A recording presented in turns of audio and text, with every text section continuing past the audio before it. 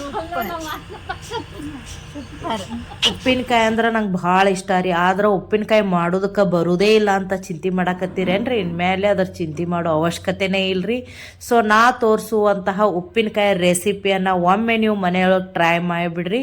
ಯಾರೇ ಉಪ್ಪಿನಕಾಯಿ ಮಾಡೋದಕ್ಕೆ ಬರೋದಿಲ್ಲ ಅಂತ ಅಂತೀರಲ್ರಿ, ಅವರೂ ಸಹ ಉಪ್ಪಿನಕಾಯನ್ನು ನೀವು ಮನೆಯಲ್ಲೇ ಮಾಡ್ಬೋದು. ತುಂಬಾ ರುಚಿಯಾಗಿ, ಆಮೇಲೆ ಬಹಳಷ್ಟು ಸರಳ ವಿಧಾನದೊಳಗೆ ನೀವು ಮನೆಯಲ್ಲಿ ಮಾಡ್ಬೋದು. ಆಮೇಲೆ ಇದು ವರ್ಷಾನುಗಟ್ಲೆ ಇಟ್ಟರು ಉಪ್ಪಿನಕಾಯಿ ಕೆಡಂಗಿಲ್ರಿ. ಸೊ ಇದು ಹೆಂಗೆ ನೀವು ಬಿಟ್ಟಂಗೆ ಇನ್ನೂ ರುಚಿ ಹೆಚ್ಚಾಗ್ತದ ಹೊರತು ಕಡಿಮೆ ಆಗಂಗಿಲ್ಲ, ಆಮೇಲೆ ಕೆಡೋದು ಇಲ್ಲ.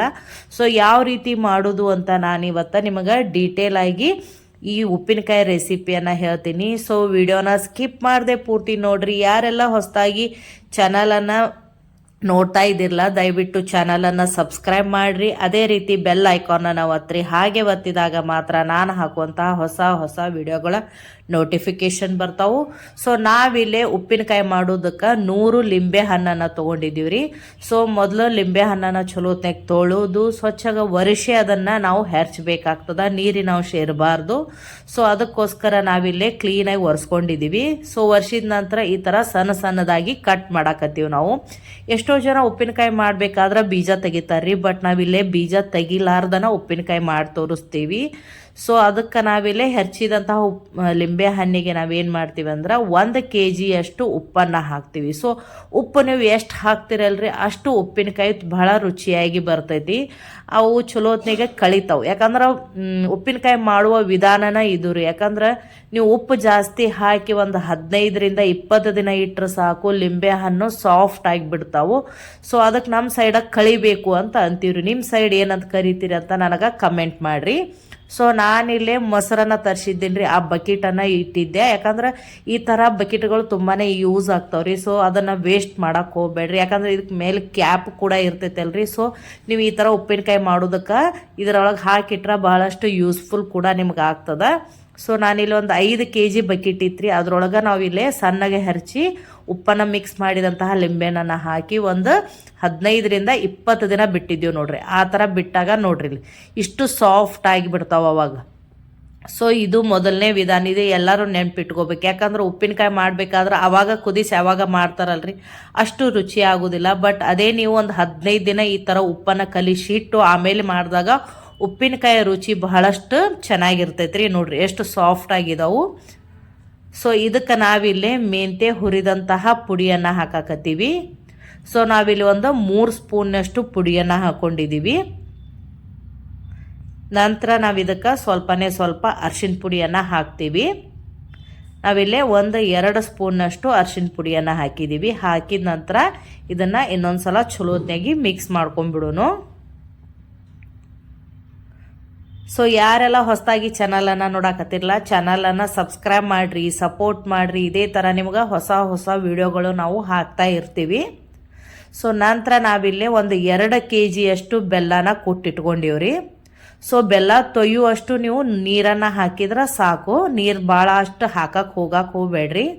ಸೊ ನೀರು ಬೆಲ್ಲ ತೊಯ್ಯುವಷ್ಟು ಹಾಕಿದ್ರೆ ಸಾಕು. ಸೊ ಹಾಕಿದ ನಂತರ ಗ್ಯಾಸನ್ನು ಆನ್ ಮಾಡಿ ಬೆಲ್ಲ ಕರಗೋದಕ್ಕೆ ನಾವು ಇಟ್ಬಿಡೋಣಂತ. ಸೊ ಯಾರಿಗೆಲ್ಲ ಲಿಂಬೆ ಹಣ್ಣಿನ ಉಪ್ಪಿನಕಾಯಿ ಭಾಳಷ್ಟು ಇಷ್ಟ ಅಲ್ರಿ, ಕಮೆಂಟ್ ಮಾಡಿ ಹೇಳ್ರಿ ನನಗೆ ನೀವು ಯಾವ ರೀತಿ ಉಪ್ಪಿನಕಾಯಿ ಮಾಡ್ತೀರಿ ಅಂತ. ಕೆಲವೊಬ್ಬರು ಮೆಂತ್ಯ ಕಾಳುಗಳನ್ನು ಹಾಗೆ ಹಾಕಿಬಿಡ್ತಾರೆ, ಬಟ್ ನಾವು ಹಾಕಂಗಿಲ್ರಿ. ಯಾಕಂದ್ರೆ ಅದು ನೀವು ಉಪ್ಪಿನಕಾಯಿ ತಿನ್ಬೇಕಾದ್ರೆ ಇಸ ಬಂದ್ರೆ ತೆಗೆದು ಬಿಡ್ತಾರೆ ಅನ್ನೋ ಕಾರಣಕ್ಕೆ ನಾವಿಲ್ಲೇ ಮೆಂತ್ಯ ಪುಡಿಯನ್ನು ಮಾಡಿ ಹಾಕ್ತೀವಿ. ಸೊ ತುಂಬಾ ರುಚಿಯಾಗತ್ತೆ ರೀ. ಯಾಕಂದ್ರೆ ಉಪ್ಪಿನಕಾಯಿಗೆ ಮೆಂತ್ಯ ಪುಡಿ ಕಂಪಲ್ಸರಿ ಹಾಕಿದ್ರೂ ಉಪ್ಪಿನಕಾಯಿ ಎಷ್ಟು ರುಚಿ ಬರ್ತೈತೆ ನೋಡ್ರಿ. ನಂತರ ಇಲ್ಲೇ ಬೆಲ್ಲ ಕರಗಾಕತ್ತೈತೆ ನೋಡ್ರಿ. ಇನ್ನೊಂದು ಸ್ವಲ್ಪ ಅಲ್ಲಲ್ಲೇ ಗಂಟೈತಿ, ಅದು ಸಮೇತ ಚಲೋತ್ನಾಗಿ ಕರಗಬೇಕಾಗ್ತದೆ. ಸೊ ಇದನ್ನು ನೀವು ಬಹಳಷ್ಟು ಹೊತ್ತನ ಕುದಿಸೋ ಅವಶ್ಯಕತೆ ಇಲ್ಲ. ಸೊ ಬೆಲ್ಲ ಕರಗಿದ ನಂತರ ಒಂದು ಕುದಿ ಬಂದ್ರೆ ಸಾಕು. ಸೊ ಇದು ರೆಡಿ ಆಗೈತೆ ಅಂತ ಅರ್ಥ ನೋಡ್ರಿ. ನಂತರ ನಾವಿಲ್ಲೇ ಒಂದು ಕಡಾವಂಗಿಯನ್ನು ತೊಗೊಂಡಿದ್ದೀವಿ. ಅದಕ್ಕೆ ಸ್ವಲ್ಪ ಎಣ್ಣೆನ ಹಾಕೋತೀವಿ. ಇದು ಎಣ್ಣೆ ಕಾದ ನಂತರ ಗ್ಯಾಸನ್ನು ಆಫ್ ಮಾಡ್ಕೊಂಡು ನಾವು ಕೆಳಗಡೆ ಇಳಿಸ್ಕೋತೀವಿ ರೀ. ನೀವು ಒಣ ಖಾರ ಪುಡಿಯನ್ನು ಹಾಗೆ ಹಾಕಿದಾಗ ಅದು ಅಷ್ಟು ಕಲರ್ ಬರೋಂಗಿಲ್ಲ. ಸೊ ಅದಕ್ಕೋಸ್ಕರ ನಾವಿಲ್ಲೇ ಕಾದಂತಹ ಎಣ್ಣೆಯನ್ನು ತಳಗಿಳಿಸಿ ಅದಕ್ಕೆ ಇಲ್ಲೇ ನಾವಿಲ್ಲೇ ಒಣ ಮೆಣಸಿನ ಪುಡಿಯನ್ನು ಹಾಕ್ತೀವಿ. ಯಾಕಂದ್ರೆ ಗ್ಯಾಸ್ ಮೇಲೆ ನೀವು ಇಟ್ಟು ಹಾಕಿದಾಗ ಎಣ್ಣೆ ಒಳಗದು ಸುಟ್ಟು ಹೋಗಿಬಿಡ್ತೈತಿ ಖಾರ ಪುಡಿ. ಅದಕ್ಕೋಸ್ಕರ ನಾವು ಕೆಳಗಡೆ ಇಳಿಸಿ ಈ ಥರ ಒಣ ಮೆಣಸಿನ್ಕಾಯಿ ಪುಡಿಯನ್ನು ಮಿಕ್ಸ್ ಮಾಡಿ ಇದನ್ನು ಉಪ್ಪಿನಕಾಯಿಗೆ ಹಾಕ್ತೀವಿ. ಸೊ ಆಮೇಲೆ ನೀವು ಕಾದಂಥ ಎಣ್ಣೆ ಒಳಗೆ ಒಣ ಮೆಣಸಿನ ಪುಡಿಯನ್ನು ಹಾಕಿದಾಗ ಸ್ಮೆಲ್ ತುಂಬಾ ಚಂದ ಬರ್ತೈತೆ ರೀ. ಅದ್ರ ಸಂಬಂಧ ಈ ಥರ ಮಾಡೋದು ನಾವು. ಸೊ ನೋಡ್ರಿ, ನಂತರ ಲಿಂಬೆ ಹಣ್ಣಿಂದೇ ನಾವು ಅರಿಶಿನ ಪುಡಿ ಉಪ್ಪು ಎಲ್ಲ ಕಲಿಸಿಟ್ಟಿದ್ವಿ ಅಲ್ರಿ, ಅದ್ರೊಳಗೆ ನಿಮಗೆ ಎಷ್ಟು ಬೇಕಷ್ಟು ಖಾರನ ಈ ಥರ ಎಣ್ಣೆ ಒಳಗೆ ಮಿಕ್ಸ್ ಮಾಡಿ ಹಾಕಿ ನಂತರ ನಾವಿಲ್ಲೇ ಈ ಥರ ಮಿಕ್ಸ್ ಮಾಡ್ಕೊಂಡ್ಬಿಡ್ತೀವಿ. ಸೊ ನೋಡ್ರಿ, ನೀವು ಲಿಂಬೆ ಹಣ್ಣನ್ನು ಕುದಿಸೋ ಅವಶ್ಯಕತೆ ಇಲ್ಲ. ತುಂಬಾ ಸರಳ ವಿಧಾನದೊಳಗೆ ನೀವು ಉಪ್ಪಿನಕಾಯನ್ನು ಮಾಡ್ಬೋದು. ಎಲ್ಲ ಮಿಕ್ಸ್ ಮಾಡಿದ ನಂತರ ನೋಡ್ರಿ, ಇಲ್ಲಿ ಉಪ್ಪಿನಕಾಯಿ ಎಷ್ಟು ಕಲರ್ಫುಲ್ಲಾಗಿ ಕಾಣಕತ್ತೈತಿ. ಸೊ ನಾವು ಬಹಳ ನ್ಯಾಚುರಲ್ ರೀತಿ ಒಳಗನ ಮಾಡಾಕತ್ತೀವಿ ಇಲ್ಲೇ. ನಂತರ ಕರಗಿದಂತಹ ಬೆಲ್ಲ ಏನೈತಲ್ರಿ ಅದನ್ನು ನಿಧಾನವಾಗಿ ಮಿಕ್ಸ್ ಮಾಡ್ಕೋತಾ ಹೋಗ್ಬೇಕಾಗ್ತದ. ನೋಡ್ರಿ, ಈ ಥರ ಒಂದೇ ಸಲಕ್ಕೆ ಹಾಕಕ್ಕೆ ಹೋಗಬೇಡ್ರಿ, ಸ್ವಲ್ಪನೇ ಹಾಕೋತನ ಮಿಕ್ಸ್ ಮಾಡಬೇಕಾಗ್ತದೆ ಇದಕ್ಕೆ. ಸೊ ಯಾರಿಗೆಲ್ಲ ಲಿಂಬೆ ಹಣ್ಣಿನ ಉಪ್ಪಿನಕಾಯಿ ಬಹಳಷ್ಟು ಇಷ್ಟ ಅಲ್ರಿ, ನನಗೆ ಕಮೆಂಟ್ ಮಾಡಿರಿ. ಸೊ ನೀವು ಯಾವ ರೀತಿ ಉಪ್ಪಿನಕಾಯಿ ಮಾಡ್ತೀರಿ ಅಂತ ನನಗೆ ತಿಳಿಸ್ರಿ. ನೋಡ್ರಿ, ಇದೇ ಥರ ಮಿಕ್ಸ್ ಮಾಡ್ಕೋತಾ ಹೋಗ್ಬೇಕೀಗ. ಸೊ ಇನ್ನೊಂದು ಸ್ವಲ್ಪ ಬೆಲ್ಲದ್ದು ಪಾಕ ಏನೈತಲ್ರಿ ಇದ್ರಾಗ ಹಾಕೊಂಡ್ಬಿಡೋಣಂತ. ಸೊ ಈ ಥರ ಸ್ವಲ್ಪನೇ ಹಾಕೋತನ ಮಿಕ್ಸ್ ಮಾಡ್ಕೋತಾ ಹೋಗ್ರಿ. ಸೊ ಕೆಲವೊಬ್ರಿಗೆ ಉಪ್ಪಿನಕಾಯಿ ಒಳಗೆ ರಸ ಭಾಳ ಇಷ್ಟ ಆಗ್ತದೆ. ಸೊ ನೋಡ್ರಿ, ಇಲ್ಲಿ ನಾವು ಬಹಳಷ್ಟು ರಸನ ಹಾಕಿ ಈ ಥರ ಉಪ್ಪಿನಕಾಯನ್ನು ಮಾಡ್ತೀವಿ. ಸೊ ತುಂಬಾ ರುಚಿಯಾಗಿರ್ತೈತ್ರಿ.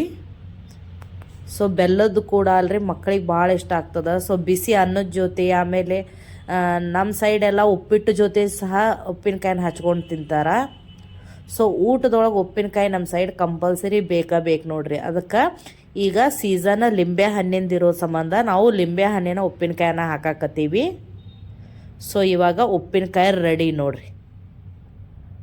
ಸೊ ಯಾರಿಗೆಲ್ಲ ಈ ರೆಸಿಪಿ ಭಾಳ ಇಷ್ಟ ಆಯ್ತಲ್ರಿ, ದಯವಿಟ್ಟು ಚಾನಲನ್ನು ಸಬ್ಸ್ಕ್ರೈಬ್ ಮಾಡಿರಿ, ಹಾಗೆ ಕಮೆಂಟ್ ಮಾಡಿರಿ.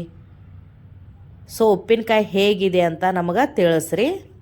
ಸೊ ಈಗ ರೆಡಿ ಆದಂತಹ ಉಪ್ಪಿನಕಾಯನ್ನು ನಾವು ಒಂದು ಜಾರ್ನೊಳಗೆ ಹಾಕಿಬಿಡೋನು.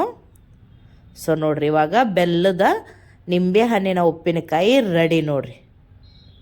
ಸೊ ನೀವು ಈ ಥರ ಕೈಯಿಂದ ಕಿವುಚಿ ನೋಡಿದಾಗ ನೋಡ್ರಿ ಇಷ್ಟು ಥರ ಸಾಫ್ಟಾಗಿ ಬರ್ತೈತಿ.